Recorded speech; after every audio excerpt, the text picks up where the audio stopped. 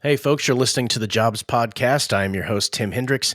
Today, we have a pretty cool guest. We have Kim with us, and I'm going to let Kim tell you what she does because it's an extremely unique niche career.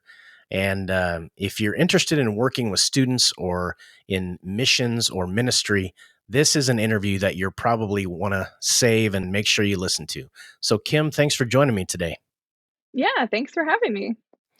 So let's just start off like we always do. Give us a little snapshot of where you were born, your upbringing, high school, college, and we'll just kind of go from there. Sure. Well, I'm from a small town in South Central Missouri in the Ozarks, and I lived in the same house my entire life until I went off to college at Missouri State in Springfield, Missouri. And yeah, I don't know, I just had a very nice, wonderful upbringing, great parents, great family. Nothing too crazy, pretty typical good childhood, I guess you could say. Yeah. Well, that's good. Yeah, nothing super crazy. So you're in high school. Was there anything in high school that you thought I might want to get into missions work or I might want to work with college students or in that kind of an arena? Or when did that kind of get on your radar?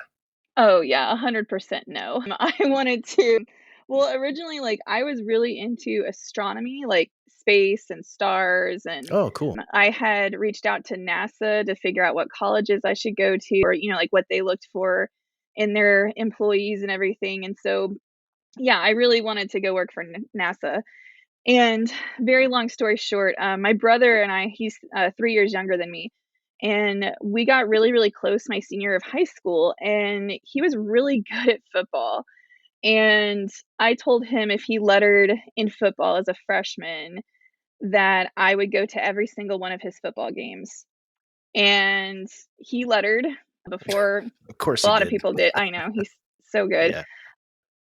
And I was like, "Okay, well, I need to go to college somewhere nearby." My dad was very insistent that I stay in state anyway. So, the best college within driving distance was in Springfield, Missouri. So, I went to Missouri State, and I did go to every one of his football games until he graduated high school.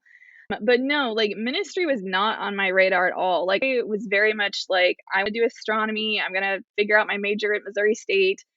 And throughout the course of college, just through, actually getting closer to God myself of like, "Oh, maybe I should actually talk to God more," realizing this isn't the major for me, and I actually changed my major 7 times in college. Good grief. Yeah, I stressed out my parents so much because, every semester, I'm like, "I'm changing my major," and they're like, "Oh gosh, not again." So much so that my junior year of college, Missouri State sent a letter saying, "You have to actually declare and stick to it." You have so many credits. And my dad was like, "You have to get out in 4 years. I don't care how you do it, but if you're not out of college in 4 years, you're completely on your own. You gotta figure it out." So that was really big motivation for me to, "Okay, God, what do you want me to major in?" Instead of me hopping around from, I was in astronomy, I majored in physics, I majored in advertising, journalism, I think photojournalism maybe for a couple weeks, I don't know, there were so many just because, it interested me in that moment, and I finally got to a point where I was like, "Okay, God, I can tell you don't want me to do these majors. Maybe I should actually ask what you want me to do instead of just, randomly picking something out of a hat." What was it Um, that you wanted to do?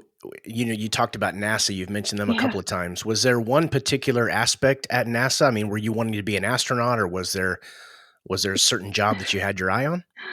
So I'm kind of older. And when I originally reached out to NASA, the requirements for an astronaut, you had to have 20/20 vision. And Mm, at that point, I already knew I didn't. And I was not interested in LASIK eye surgery. So I was like, well, I yeah. can't be an astronaut. But I was very big into astrophysics and even astrophotography. I really like studying the life cycle of stars. So I wasn't really sure yet what direction I was going to go. I just knew I didn't qualify at that time for an astronaut, but I did like, astrophotography and specifically studying the life cycle of stars. Has I that still kinda like it actually, so Well, that's a cool hobby. I've never really heard yeah. anybody that had that hobby, the life cycle of stars, but has the and this is a bit of a rabbit hole, but do you know if NASA no longer with PRK and LASIK and things being so advanced, is that no longer a requirement? I don't think so, to be honest, I haven't looked back into the requirements. I Okay. do know that by the time I would have graduated with undergrad and gone on to get, like, a master's or doctorate, NASA had a bunch of layoffs in, like, gosh, was it, like, 2008 maybe or something? And so I probably realistically, had I gone down that route, I would have been let go, Oh, okay. and, like, I don't know what would have happened after that, like, so I know that that career would not have lasted very long, so Well, I mean, crazy, in hindsight, that was a right? blessing. Right? So NASA's not an option. You've Yeah, been given an ultimatum by the school and by your parents. You need to right. shift gears. You've settled on what major did you settle on? And then walk us through the next steps to graduate and move on. Sure. So I finally relented. I was like, "Okay, God, I need you to direct me instead of me just, like, picking a flavor of the month." Yeah. And I was, like, flipping through a course catalog because that's how it was back then. Had a catalog of all these majors, I'm old and, enough to remember those. Yeah. okay, good. Yeah. And, like, very long story short, like, I'm just talking to God as I'm mindlessly flipping, and I feel led to, like, go to a specific section of the book, and I find English, and I'm like, "Really?" I mean, like, that was, like, my lowest score in the ACT. Like, Yeah. I mean, I like to read. Anyway, so very long story short, I landed on majoring in English with a creative writing option, Hmm. and I was still able to graduate in 4 years. I loved it. I loved the people I met in those classes. And during this whole time I'm in college, though, here's the big kicker, is that I was involved in a student organization called Chi Alpha Campus Ministries. And so that was a group that really helped me figure out my own relationship with God and how to pray and how to hear from Him and discern if it's Him versus me. And so I think because I had that going on in my life, as I'm trying to navigate what major and realizing, oh, God doesn't want me in advertising, but then realizing, "Oh, I should maybe actually ask God what he wants me to do." Like, having those people in my life that are like, "No, you should actually talk to God," really helped me, like, learn how to really have my own relationship with God and how to hear from him, trying to figure out how to graduate in time. So, The what was the name of the it's a fraternity, correct? it's a campus ministry. Yeah, Okay. it's called Chi Alpha, which sounds Greek. It's because it was formed in the 1953, and Oh, they thought sounding Greek would sound, like a college group. So, but its name originates from the Greek words like Christio, Chi, and Alpha being apostoli, okay. which comes from Second Corinthians. We implore you on Christ's behalf, be reconciled to Christ, being Christ ambassadors. So, Is that a nationwide organization? Are they global or yes. where? So they are global, but in Europe and other continents, it has a different name just so it's more clear. Okay. Because in America, we are very more, oh, Greek, that's college. Yeah. And so there's about, I think it's like 260 Chi Alphas in the US, ranging in different sizes. And I don't remember how many are in the world. So, but they're in Europe and Asia and Africa. So, Do you find them only on college campuses, or are they ancillary to college campuses, or how do the logistics of the layout nationwide work? sure. Yeah. So Chi Alpha is only on college campuses for college students. Okay. Yeah. And it's open to anybody who wants to come that is a college student. And some people maybe have heard of Chi Alpha from their churches, like growing up, or maybe they had somebody like me visit a church or visit like a church camp or something like that. But like it is specifically for college students. Okay. So, what kind of interaction, and I know I'm jumping ahead a little bit here, but what kind of interaction do you have with college students? Is it a weekly thing? Are there counseling sessions? Are you involved in their education, or how are you involved with them day to day, week to week? So it can look a little different depending on who is in charge of each Chi Alpha, like who the director or pastor of each Chi Alpha is. But Okay. in general, you could think of it like a church on campus for college students. Okay. Ours specifically has like a worship service that meets on campus, and we have small group Bible studies that meet on campus. And then myself, my husband, and like our staff team, we do meet with some of the students for like one-on-one discipleship or accountability or just different things depending on what that student might want or need in that time. Do you have a good working relationship with the school you're with right now? Yes, actually, it hasn't. I've been on a couple of different campuses, but and I know seasons can come and change, but like right now, yes, we do have a great relationship with our campus because I think we our campus knows that we are there to serve and to help make our campus feel like a home for our college students, and they want their college students to be involved in things that helps their retention rate. It helps those college students tell their younger high school friends, "No, I love this campus, like, come here." And so Yeah. I think they realize, like, that we can work together even if our goals might be slightly different, that the premise is, like, we do want college students to love their time here. Sure. So I know I got to head there with what all you do. Let's jump back You're fine. to your education. You're done with college, Yeah. and now what? Yeah, senior year, I was stressing hard. I was looking to either, like, maybe go to grad school because that's what a lot of my other friends in my major were doing, and I or to just start working. I was filling out applications to, like, work at Hallmark on their greeting card, headquarters, Mm. and things like that, and I had a friend actually, I had one friend that was a year ahead of me, and she did this crazy thing where she decided to do what's called giving a year. And basically what that meant was she had graduated college a year ahead of me, and she decided to give a year back to missions, specifically to our Chi Alpha organization, but she was doing it in Louisiana, where there's another Chi Alpha. And I just thought that was the coolest thing. And she was there when Katrina hit. And Ooh. I mean, she was safe and everything, but like seeing how like she was able to be there in a great time of need and how that impacted her of just like she knew she was called there and she was there and then Katrina hit of just like man like God knew she needed to be there at that time for that campus and those college students. And then I was like, man, like that's incredible. I had another friend who was in the same class as me. He was preparing to give a year admissions to South Africa, and I was like, "Wow, that's amazing." And another friend who ended up later being my husband, we were not dating or anything at the time. We were totally just friends. He was getting ready to give a year admissions to Japan. Hmm. And so like this like just really challenged me of like, okay, like I have been growing close to God. Like, do I really trust God with my future? Would I really be obedient to whatever he might ask? And it got to that point of like, God, like I changed my major like 7 times and I feel like I wasted a lot of time and money there. Maybe before I just assume what my future is next, I should actually ask you what you want to do with it. And so I I was like, man, like what's 1 year of my life? Like if I'm going to live to even be 70, like what is 1 year of my life? And so I was looking into like also giving a year somewhere in missions. And I had talked to my Chi Alpha director at the school I was currently at Missouri State, and he was like, "Yeah, like you can absolutely give a year here. Let's talk." But then at the same time, there was another Chi Alpha that the directors there had just taken over at Mizzou, University of Missouri in Columbia, and they had actually been on staff at Missouri State Chi Alpha my sophomore and junior year, and I got really close to them. They had just taken over as directors at Mizzou, and they had no staff.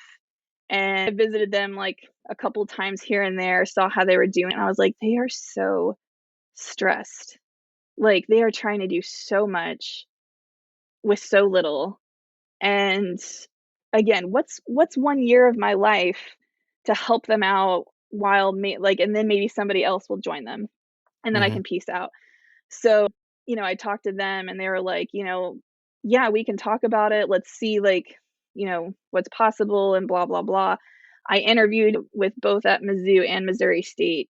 And I was praying about it because I was like, man, like there's incredible opportunities both places. I don't want to make the mistake of not being where God wants me. And so I was praying about it. I had friends praying with me. I was talking to my parents about it. And again, long story short, I was like, okay, I am supposed to go to Mizzou and go help out my friends up there. And so, yeah, I have one question. I'm sure. curious about how does the picking where you're going spend your time? Do they rely on each person to pray about it or to contemplate it or to look at their options? Or are they basically, here's a sheet of these are the openings globally? Or how does the logistics of that, do they rely more on what you are looking to do, or do they try and fit you somewhere that they think you will be most successful? It's very much, I want to say like case by case individual, Okay. because I have seen people that are like, man, like I know I want to give a year, but I know it's somewhere in the United States. Okay, Okay. cool. Like here's some options you can explore. Or like I've had some students that are like, man, like I want to go overseas. Yeah. Cool. Like, do you have any idea where? Or like trying to help them, like asking them different questions of like, well, Sure. I have seen you connect really, really well with like other internationals from Japan. Have you ever thought about Japan? Like you just seem to connect really well with Japanese Hmm. students. Yeah, actually, like, I mean, I don't know the language, but I do connect really well with Japanese, or Okay. like, All right. and just trying to like help them. Hey, like this is what I've seen, but it is still up to them, like in their own relationship with God. Of like, hey, I do feel like God's leading me in this direction. Great, how can I help? Sure. That's a big decision. I remember in college, there were some students that were determined they were going to be missionaries, and you would see them, just bright eyed, and they would go to Oh the yeah. mission field, and then they would come back and they looked like they'd been to war. Oh, And for that's sure. not a decision that you want to make lightly is, No. we're going to go to Papua New Guinea. You've never even left Cleveland. I mean, what are you doing? So that I think sometimes there's a knee jerk reaction. They romanticize the mission field, and you have to Yes. realize that's going to be rough in certain spots, and you need to go into it. So I'm glad to hear that they help you walk through. Let's look at your Oh yeah. strengths, look at your weaknesses, look at where you might be a best fit, as opposed to just I'm going to Syria. Right, right. It's It's like, "Do you know where that's that is?" Yeah, Like yeah. Show that to me on a map. right. So, The mentoring is so important too, oh though, of yeah, like, sure, like, "Hey, man, I've known you for 3 years, and you're telling me you wanna go to Japan, but you've never even talked to the Japanese students in your small group." right. Like, Yeah, like yeah, I get it. So you have decided that you're going to go assist this couple in. yeah. You said it was Columbia, Missouri. Yeah. Yeah, yep, Okay. University of Missouri, yep. So how did that? Walk me through that year of service that you did. How did Oh that play out? gosh. Yeah, it was rough. I mean, like, it was great in that, like, man, I left college, I left a lot of my friends. I was moving even further away from home, which, like, part of that was exciting because I do like adventure. Sure. I'm really good with some change.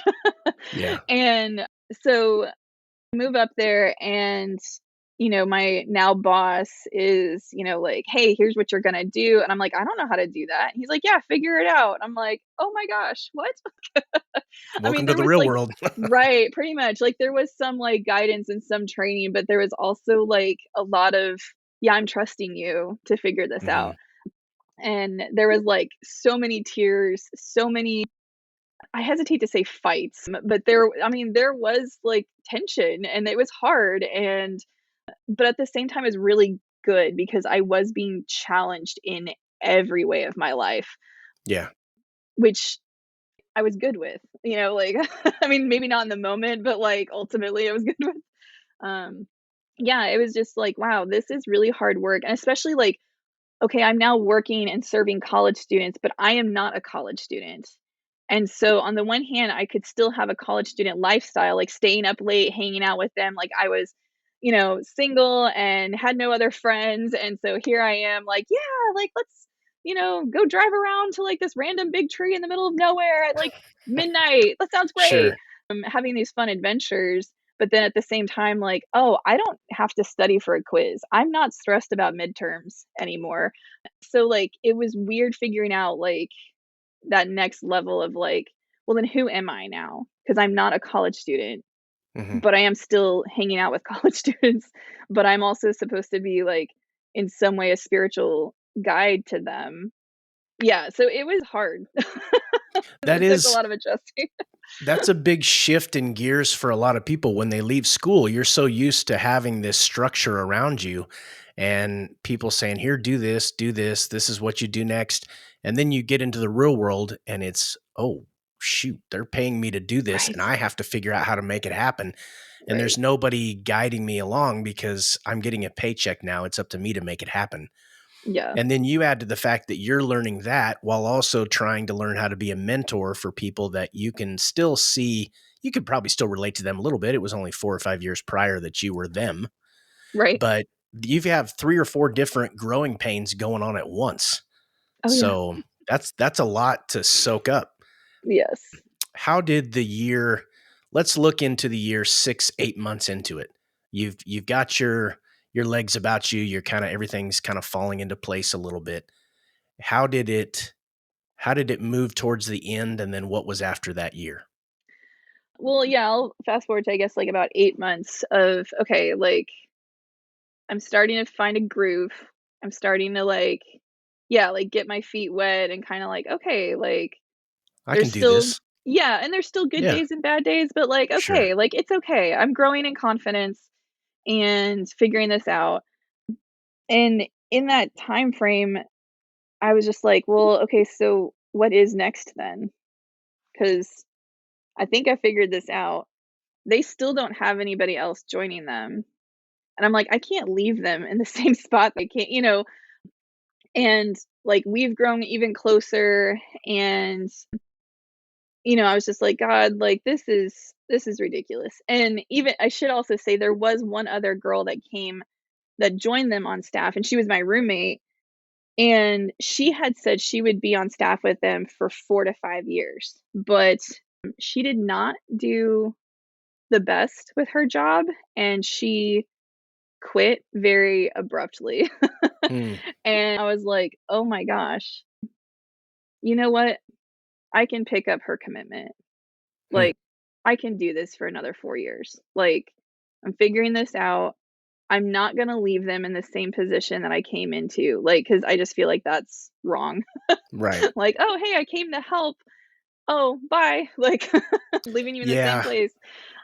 And so I talked to them of like, "Hey, I think I'm figuring this out, and I know you've been burned by my roommate who just upped and moved and disappeared. hmm, Would you would you let me take on her commitment?" And they were like, "Well, yeah, like let us pray about it and make sure that's a good decision for you too." And because they're like, "We just don't want to like knee jerk reaction kind of thing, right?" And they were like, "No, we would love to have you." And so then I was like, "Cool." 1 year turned into 4 more. hmm. So Is it a contract where they typically do, like, after the 1st year, then it's a 4-year, or how does the 4-year factor into that? so each Chi Alpha can do its own thing. Oh, Um, okay. and it was more of just like it was for us, it was like the idea of like, I will be here for a generation of college students, like I to help see. set culture and to be somebody that you can rely on. So I hadn't thought about that generation of college students. That makes yeah. perfect sense why they would do 4-year. Yeah, okay. Now, I may be jumping ahead with this question. You've mentioned a couple of times about this fella that you've got in your life now. Yeah. Where did he enter the picture? We met when we were both college students at Missouri State in Chi Alpha. It was actually one of his best friends that dragged me to Chi Alpha as a freshman. Hmm, Yeah, he actually was a groomsman in our wedding, and lots of fun stories there. I do remember when I first saw him thinking he was cute, but I had a boyfriend at the time, so I was like, "Whatever, like, cool, there's cute guys here in Chi Alpha, that's nice for them." And we became friends, like, just in being in Chi Alpha, becoming friends with other people in Chi Alpha and everything, and over the course of years, we were both on the Chi Alpha student leadership team together. We went on a mission trip together. We were actually neighbors, along with some other Chi Alpha people, and we lived in the same apartment complex. We hadn't planned it that way; it just happened that way. It was kind of fun, and yeah, like we just became really good friends. And his little sister and I were friends because we're all again like we're all in Chi Alpha together. We're really big on community, and yeah, and so then like he left to go do missions in Japan. He would like that's where he wanted to give a year back to missions, and he got kicked out of the country after 6 months. Good grief. A real bad boy, huh? It was, like I like saying it like that because it sounds dramatic, but Yeah. He's basically, like probably cringing right now, isn't he? no, he laughs. He knows I tell it like that Yeah. Okay. because, like, basically what happened was he went there on a tourist visa because he couldn't get a work visa, Oh, and okay. after 3 months, he went to South Korea for a couple of days, tried to come back to Japan on another tourist visa, and Japan was like, "This is suspicious," I see. and basically said, "Okay, you can be here for 3 more months, and then after that, you gotta get out and stay out." Oh, okay. Okay. Yeah. So he was still felt committed to, like, those serving in missions for 6 more months, and so he actually joined me no, it wasn't really joining me, but he knew the directors at Mizzou Chi Alpha, and so he asked if he could serve 1 semester there, and they were like, "Yeah, sure," and then he went on to become a teacher, a middle school art teacher Hmm. in a town about an hour and a half away. So, honestly, I was really disappointed in him that he did that because I was like, "You're so good at this. Like, you're so good at loving these college guys and connecting with, like, every guy you meet." And I was like, "And you're gonna go be an art teacher? I mean, you're probably good at that too." Like, because I was totally crushing on him. So that might have also influenced my thought. And I was like, "Well, okay, that's fine. Go do the thing you got a degree for. That makes sense." But then we did start dating probably about, like, 6 5 I think 5 months after he started teaching, Hmm. we started dating long distance, and then, like, a year and a half later or no, yeah, we started dating November, proposed like, a year later, and then we got married 6 months after that, and then he also joined, Chi Alpha after we got married, so All right. So you guys were in each other's orbit for a long time before you finally. yeah. Yeah. Sounds like it was meant to be. But Oh, all of our friends from college were like, "Oh, finally." yeah. We've been nudging you guys together for years. Seriously, seriously. So, you guys are married. Now, I'm curious about I keep using the word logistics, but that's one of the things I like to focus on. Do you live in an apartment or a home that's provided to you like a parsonage, like a pastor would get a parsonage? Do you live in a home that's provided to you by the school or by your organization, or do they give you rent money, or how does that all kind of play out? No, you're on your own. Okay. I mean, like, so essentially, we're like, according to the government, it looks like we're self-employed. Oh, I see. Yes, and so there's that. And then beyond that, like, we also operate like a nonprofit where, you have to have, like, people that love and like, support what you do, but then also donate essentially to your living expenses to how you work and run. So logistically, the only way we even get to do what we do is if people are like, "Wow, I love that you reach out to college students and that you reach out to them, share the with Jesus with them and disciple them. I want to support you guys at $50 a month." And then Okay. they send that to our organization that helps keep track of everything for tax and all that like government stuff. And then they keep track of all of that, and then once a month, they send us basically a paycheck of, like, "Here's all the support that came into you guys this month." So, Okay. So that can yeah. fluctuate then. Oh, every month it does, yep. Well, that could be good or bad, I guess, depending on the Right, month, right, but yeah. yeah, yeah. Living by So faith a lot, so oh, yeah. Do you live right there close to campus? I would think you would want to be close to campus just for access to the students and then for them to be able to find you. You don't wanna live 10 miles away from school. right. So, my time at Mizzou, I did live in an apartment, and I moved twice my time at Mizzou, and it was very close to campus, but not too close because if you're familiar with Mizzou, game days are crazy, and I did not wanna deal too much with Oh, crazy fans. sure. But it was still, like, really close to campus, like a 5-minute drive.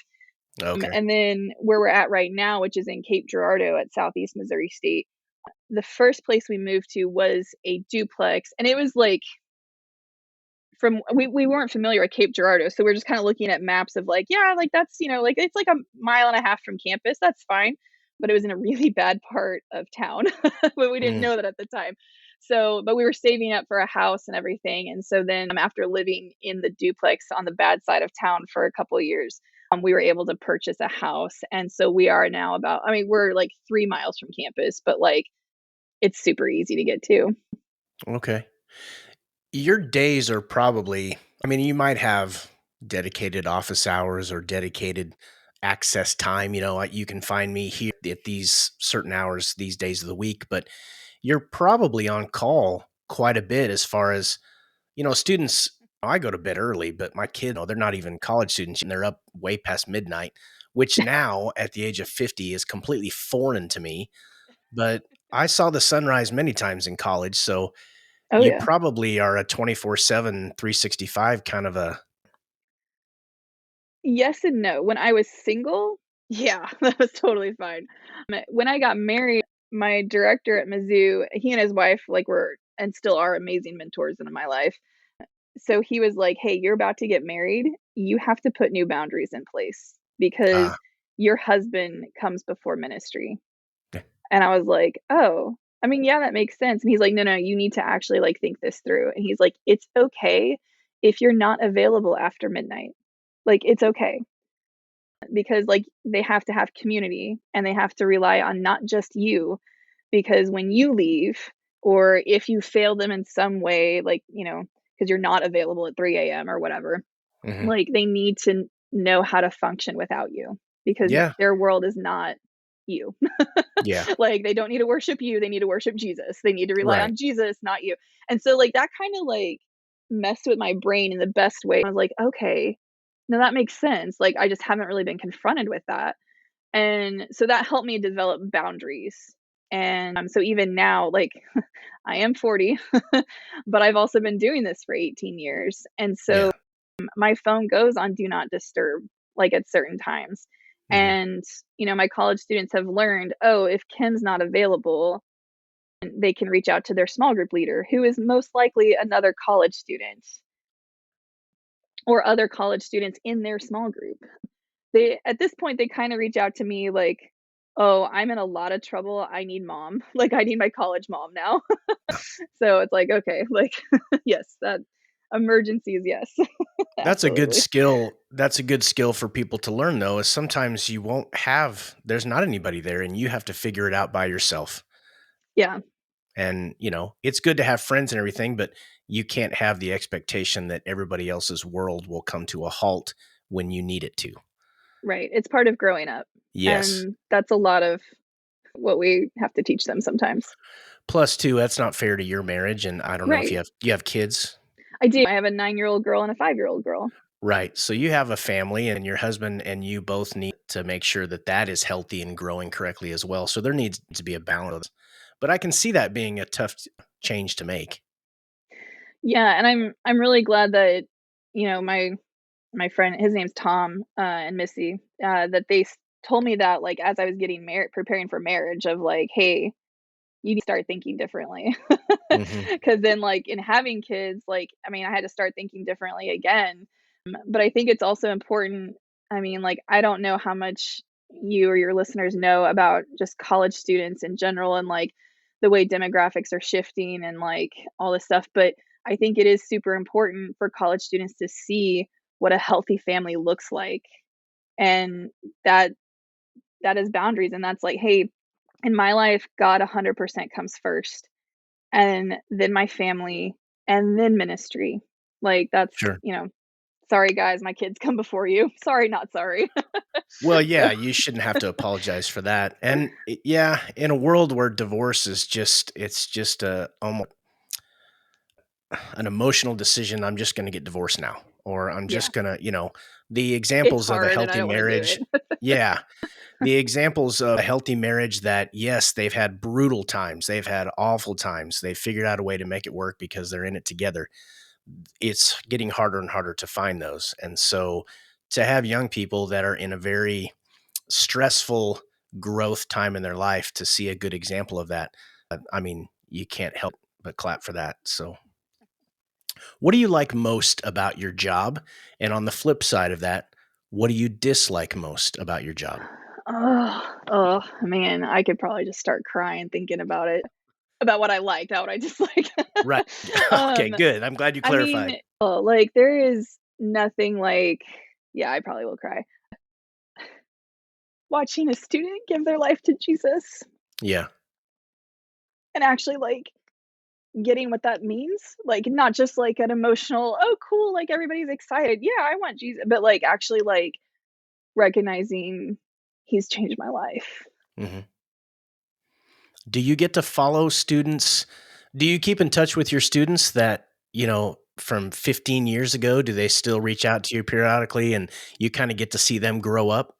Yeah, we've only been on our campus where we've at since 2013, which I mean, like that's coming up on Yeah. 12 years. Yeah. Um, you do lose track of some that like maybe weren't as involved or connected, but like it's crazy because now they're like starting to have kids and like oh my Right. gosh, like so you do have Facebook that helps, and we have a Facebook group that when they graduate they get invited into this alumni group. And so like I'll post updates of like, hey, like so and so just graduated from like chiropractic school, like yay, or like highlights and different things to like to keep them up to date with what else is going on with their friends from their Chi Alpha days. But then I also try to like, you know, the girls especially, like I'll call or text them. I visited a couple of them over the summer last year that were in St. Louis, and some of them like we also try to have every homecoming we have like just a big barbecue to invite our alumni to just come back and hang out at our house, like James is Hmm. grilling. And so we've got that going on. And now one of our alumni who still lives in the area, he and his wife are trying to do like another alumni invite hangout beginning of August, just to be like, hey, like here's another chance to like reconnect with everybody and hang out if they want to. We try to have, like, yeah, special alumni events to come to, but then I also just try to, like, I check on them, see how they're doing, and, yeah, so I don't know if that That's got to answers the be question. neat. It does. Like every 4 years, you see a new group leave, Oh, yeah. and a new group comes in, and then you see them when they're in their 30s or getting older, and it's like, I remember when you were just a snot nosed punk and freshman in college, and now look at you. You're successful, you got a family. That's got to be It's neat to crazy. see them, almost like a parent to a certain degree. Yeah, But it is really what cool. now? Every job, even the jobs that we love, they have downsides. They have things that Yes. we dislike. Is there anything that, and you don't have to go hog wild Oh, with it you're if you don't fine. want to, but Yeah. what do you dislike about your job? Or what's tough about your job? Let's put it that way.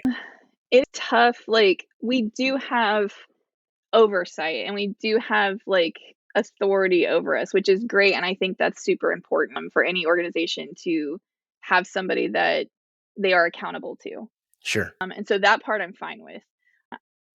I think it's very hard, and I can't imagine being the people in our higher up offices and stuff. I do not want that job, I do not envy that job. I think it is hard though of like, man, like, I don't know that any of these people even know who we are. Or like that they it seems like communication's not always the best. It's just kind of like slap in the face of like, oh, you got to start implementing this now. Or oh, hey, we decided to change this thing now. Or whatever. And so like that it can be very jarring at times of like, oh, like yep, that's cool. I'll figure that out next week, or nope, this week. I'll figure out this. And yeah, so like again, I can't imagine being in charge of over, 200 and some odd Chi Alphas Sure. across the nation. So I don't actually know how hard that is. But on this side of it, it can feel very like a disconnect of like, I'm not sure how much I'm actually cared about Well, from yeah, our higher ups. sometimes you get an order, a directive that's sent down from high above somewhere, and you look at it and think, did you even bother to ask any of us if this would work Yeah, in the real world? Sometimes the implementation of it is like, oh, well, okay, I guess we're doing this now. right, But right. yeah, I mean, I don't know. You can justify either side of that conversation, but that's Oh, for the sure. messy part And of a business. Right, and I recognize that of, like, again, I don't know what it's like to be in their Yeah, shoes, right. but if I had to say, like, this is the part I dislike the most, that would be it, so The administrative side usually isn't yeah, which is very part of, fun. every job, so, eh. Yeah. So, you've been doing this for how long did you say? 15 years? I 18 have years. I have been a Chi Alpha missionary for 18 years, but, my husband and I pioneered, the one here at Southeast Missouri State in 2013, so Okay.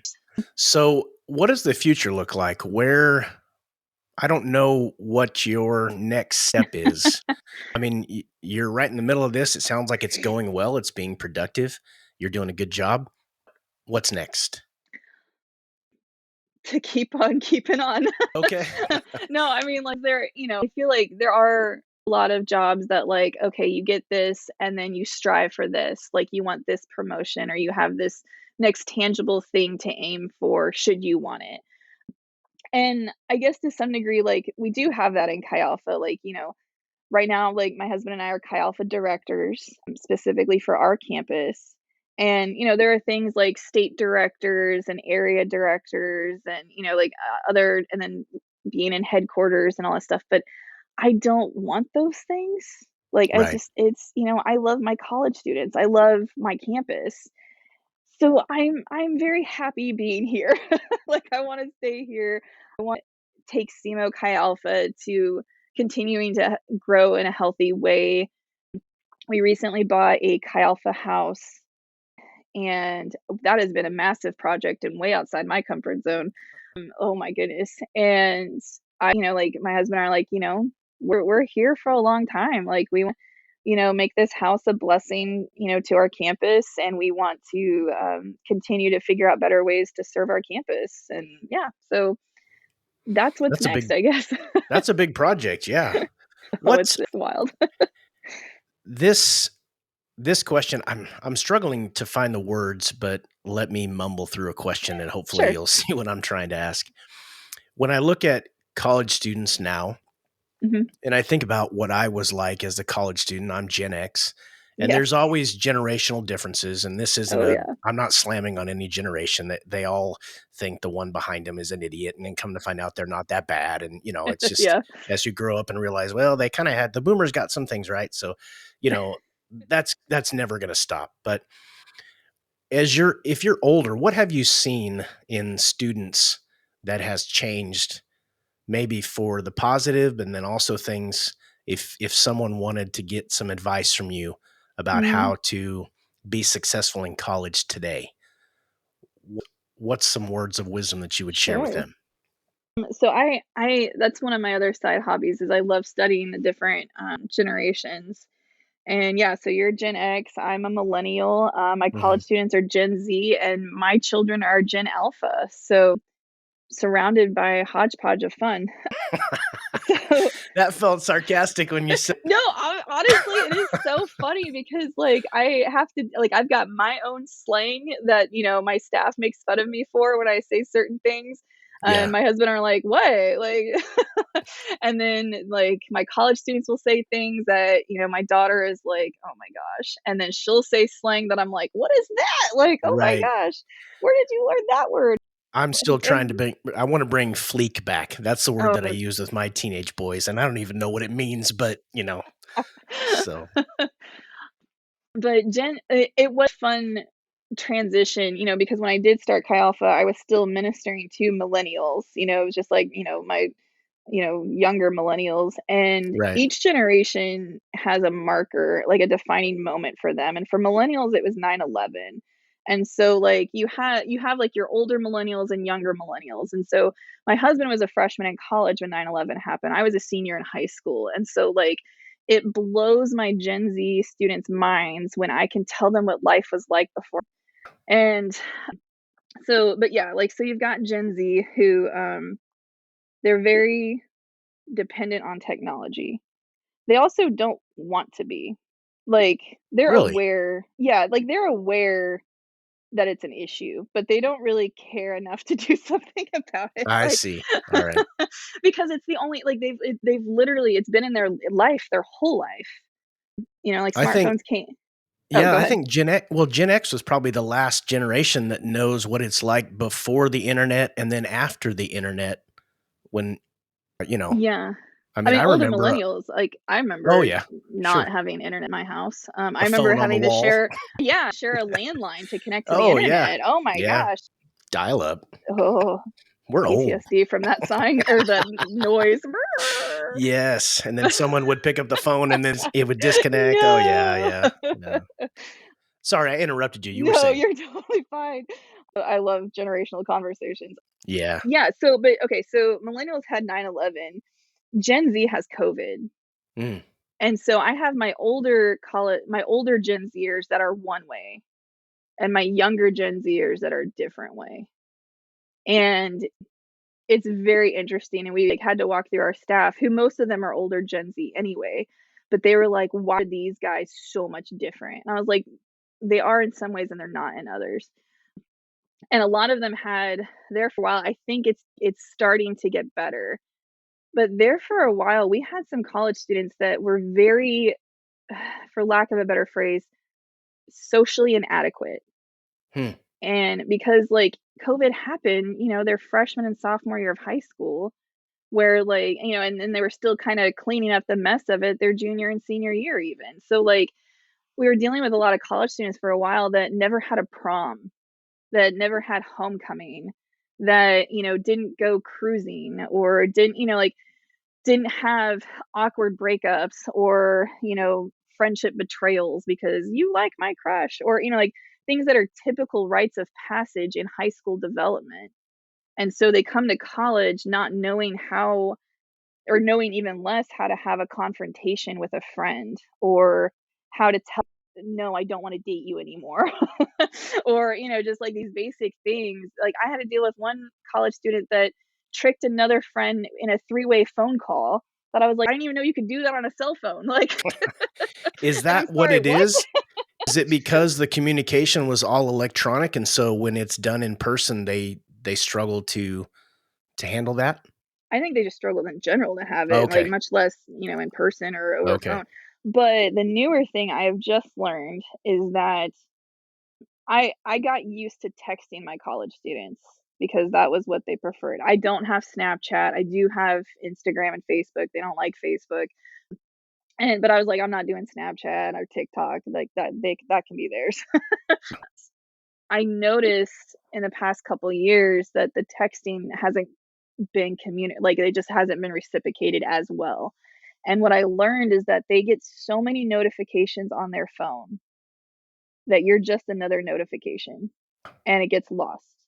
But Hmm. what they do respond to now is a phone call because Really? it must be important. We're coming full circle. I know, and now they may not always answer because, like, you also have to have a certain level of relationship too. So, like, Yeah. depending on the relationship I have, they might wait for the voicemail and then call me back, like, "Oh, okay, I'm not in trouble," or like, "Oh, okay, she just wants a Taco Bell run." Yeah, yeah. But if I text, it's just like another red bubble on their phone that they'll get to sometime, maybe Hmm. this week. Wow. I mean, because they just get so many all the time. I never thought about that. I don't have I mean, if I get a phone call or a text message, that's all I get on my phone. I don't have a Yeah. bunch of social media stuff. Well, I've turned off a lot of notifications on mine because 'cause I'm like, I don't care that somebody likes something on Facebook. I don't Right. care. Is Facebook is that viewed as something that your mom or dad uses now and it's not younger generations? Yes, and it's also maybe something they get after they graduate college. I Like, so see. it's almost like, "Oh, that's more adulting." I see. So, I've Okay. had several college students that get it after they graduate or close to graduation. If someone wanted to get into the line of work that you and your husband are in, what types of I mean, are most folks I would think you would have to be extroverted or at least be able to fake it well. I wouldn't imagine an introvert in a relational type career like yours is. I think that would be a bit of a struggle. Pros and cons if we're talking just extrovert and introvert, neither it doesn't matter. But I do think that is a common misconception with ministry in general that people do think it's an extrovert's job. Hmm. But my right-hand girl, like, if James and I were to get hit by a bus, like she's the one that would take over Chi Alpha, like until the dust settles kind of thing. She's an introvert. And yet she is by far like rocking it. Because the thing is like, okay, if you know God's calling you to do this, he is calling you to do this, not you if you're more extroverted or you if you're more outgoing. Like he's called you As you are. Yeah. as you are. Yes. And so like she did learn like, oh crap, like I am an introvert, but I'm called to Chi Alpha. And I was like, that's fine. Like it just means you need to make sure you take care of yourself and have time alone. Right. Like you to recharge, to be you. And if you have to put that in your schedule, I don't care. Like I need you to be you. Like and and so there are times that like, she's like, cool, like I can be around people because she's an outgoing person, but she is very much an introvert. She needs alone time to recharge. And so that's what she does, and she is phenomenal at connecting with people and loving people, and I mean, honestly, like, she's fantastic, and I am a crazy extrovert, like, I had to like, in order to do what my husband and I do, we had to take some psychological exams and all this stuff to make sure we weren't too crazy, and it showed, like, I am very extroverted, and at the same time, it's different ministering to college students at 40 being an extrovert because, like, I love them, but that's not the same to me as hanging out with my friends, like, Sure. that recharge me, that, like, whoo, like, I don't have to feel like I need to guide you and direct you, like, I can just be with my friends. And so even for an extrovert, it's important to have friends outside of ministry that, like, can give you life. And so introvert, extrovert, it does not matter. I think you just both just have different struggles that they have to be aware of and, take to God as far as how to deal with it. Depending on the situation, there's a time and a place for all types of personalities, intro or extroverted. Oh, yeah. But what types of when you see someone coming up that is kind of following in your footsteps, what types of soft skills or interrelational skills do you see in the ones that are the most successful? They do have to love Jesus. Like, because if you don't love Jesus, how are you gonna guide anybody else in growing close to Jesus? So I think knowing, like, okay, do you have a strong and growing relationship with Jesus no matter what. Like whether you are on student leadership team or whether you're on Christmas break or whatever, like do you love Jesus? And in loving Jesus, you have to love people. And that can look different to a lot of different people, but like, do you notice if somebody, seems down and reach out to them? Like, do you welcome people well and offer them to sit next to you or, go ahead and sit next to them? So I think like you just, does your heart break for what breaks God's heart? And like there are some things that can be taught or tweaked or Mhm. whatever, but if your heart's not already in certain places and in it, like I can't force somebody to love people. Like I mean, Yeah. like I might be able to like give you some skills of like, hey, like maybe don't cut them off. Like don't interrupt them. Like, but the heart is there and so that makes them teachable to do it better. But like I mean, you have to genuinely love God and love his people. The teachable comment you just made, I can see that being if you've got a diamond in the rough that's got the basics, the foundation, but Hmm. it's the interpersonal, like, sometimes you don't have to say anything, just listen. Yes. Sometimes just hang out with them. Go do what Yep. they want to do. Go Yes. watch the movie or eat where they want to eat. Yes. And if those are the kind of things I think come with experience that you just have to learn to be there and just your simple presence can be a positive influence and it opens the door to further discussions that can go deeper. Yes, absolutely. So, failure is something that I talk about in every single podcast that I do because I think it's important. It was something that I learned early on, and I've had a couple of screw ups in my life and my career, and I got some advice from mentors, leaders, bosses, etc. What is your best advice if a student comes to you and said, I royally screwed up? This is what happened, and I just blew it. Mhm. What's your advice on how to deal with that failure, both to process it in the moment, address the issue, but then moving forward? Yeah. Mm, well, it does depend on what kind of failure we're talking about here, because I can think of a lot. But a lot of it is like, okay, then what do you need to do now? Like, and trying to help them think critically instead of me just telling them what to do. Because, like, I think a lot of times, especially my younger Gen Zers, but this was also true for the older ones, they just wanna be told what to do. They may or may not do it, but they just want to be told what to do. And I think the harder part is teaching them to think critically of, like, what do you think you should do now? Like, you're telling me you've screwed up, and sometimes I might say, "And I agree with you that you did. That's a good assessment. So what do you think you should do about it?" And if they're like, I don't know. Okay, well, you've clearly upset your roommate. Yeah. Like, do you understand what you did to upset her? Well, yes, I did. Okay, great. You've identified the problem. Mhm. What does the Bible tell us we should do when we have wronged somebody? I don't know. Okay, great. That's fine. Let's look in Matthew, or, like, trying to, like, help them, like, see, like, oh, you need to, or, like, or if they're mad at their roommate, okay, like, what did they do? Are you sure that's what they actually did? Because sometimes it's like, well, I heard that they said this, or, whatever. Yeah. Well, we don't need to make assumptions. What is factual? What really did happen? Well, I did this and I knew it upset them, so I'm sure it upset them. Okay, well, what made you do that? So it's a lot of asking questions Mhm. to help their brain, I don't wanna say calm down, but, like, when, something major has happened, we're all emotion, or at Yeah. least, like, for girls. I deal with the girls mostly. Okay. Like, it's all emotion, it's all hype, and, like, I, like, freak out, and so I ask a lot of questions to try and help them process, but also to get them to critically think, and then I usually end it with, "Okay, so what's your next step?" So that they can actually verbalize, I need to find her and apologize.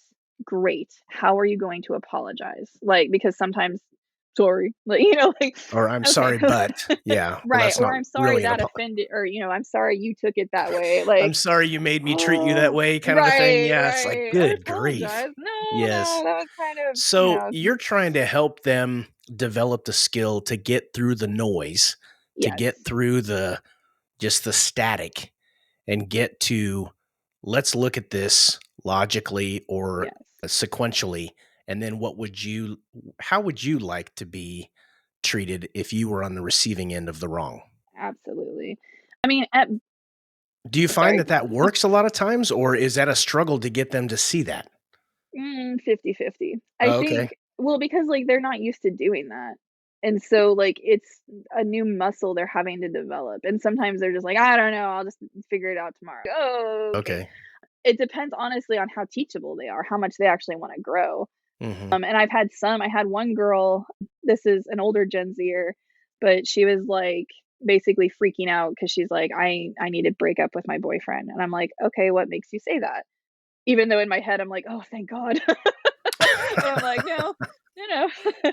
What makes you think that?" Because then they, like, it helps them when you verbalize something, it makes it more real versus just keeping it inside in your head, because then you can forget your own thoughts, or you can change your thought and, like, change your mind. Yeah.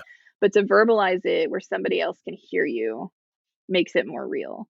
And so it's like, "Well, what makes you think you should break up with him?" And so she's telling me, and she's like, "Well, I'm realizing, like, da da da," saying all these things. I was like, "Okay, well, when do you think you should do this?" And she's like, "Well, probably the next time I see him when I go home." I'm like, "Okay, how do you plan on," like, so I'm asking her these things, and she's just like, "Oh my gosh, like, you're making me really think about this." And I'm like, "Well, this is kind of a big deal. This isn't like, what are you gonna have for lunch? Like, this is like, Yeah. you've been with this guy for a couple of years, like." And so anyway, so she does end up breaking up with him, and she would reflect on that moment years later and be like, "You actually, like, made me think." And it was probably one of my first times, aside from schoolwork, that it actually made me think. I was like, "Oh my gosh," like, I mean, I'm glad I made you think, but I'm sad that's the first time. And anyway, she ended up, like, marrying one of our staff guys last year, so like It worked all out worked well out. for a lot of us. Well, that's a But skill yeah, that a lot of folks need to learn is certain things deserve contemplation. You need to take the time to analyze this. It can't just be an absolutely. emotional or a flippant type of a decision. Right. Because you're right, it's not lunch. This is a relationship and there's another person on the other side of this. Absolutely. So, And at best, I'm with these students for 4 years, at best. But they're going to have a life after Chi Alpha. yeah, I like, one of our goals is to prepare them for what's next. And if if I can teach them to actually stop and think, like, "Oh, what do I need to do? And why do I need to do it?" Like, that's applicable whether you're talking about a boyfriend or a job or, a church to go to or what, of like, "Oh, I just wanna leave this church because, like, they made me mad." Okay, well, what was said that made you mad? "Well, they told me I have sin in my life." Well, do you have sin in your like, "Dang it, oh, they're calling me out on truth." Or, just something that's like, "Hey, like, I want you to be able to do this and, think critically and all this stuff when you leave here." yeah. So, There's a lot of what you learn, and the thing that you're doing is you're helping them with their spiritual life, but you know, junior high, middle school, whatever you call it nowadays, high right. school, college, there's a lot that you learn outside of the classroom. And Absolutely. those are the things that help you become a well-rounded individual as you get older, or hopefully they do anyway. Some Right, people get right. stunted in certain areas, and I think that what you provide is not just a spiritual guidance, but it's just a life guidance on how to deal with relationships, coworkers, roommates. Because you're gonna, Yeah, you get married with someone. Hopefully, you enjoy their company. Because if you right. don't, I mean, you're gonna That's a be big both of you. commitment. Yeah, both of you are gonna be miserable. Right. So, well, this I wasn't quite sure on this one. I've never interviewed anybody that is in ministry in your line of work like that. So I was looking forward to it, but I wasn't quite sure how it was going to go. But I really enjoyed myself, and I think you've represented your organization very well. Well, thank you, thank you. I You do bet. like it a lot. Well, good. That's always good. Well, I really thank you for your time today. It's been a pleasure. Yeah, no problem. Thanks for having me. You bet. And that wraps up another episode of the Jobs Podcast. Thank you so much for joining me today. Hopefully, you found that interesting. As always, I wait until the end of an interview to ask you to like, subscribe, and share. I feel it's important that I earn that support from you. Thanks again, and we will see you on the next one.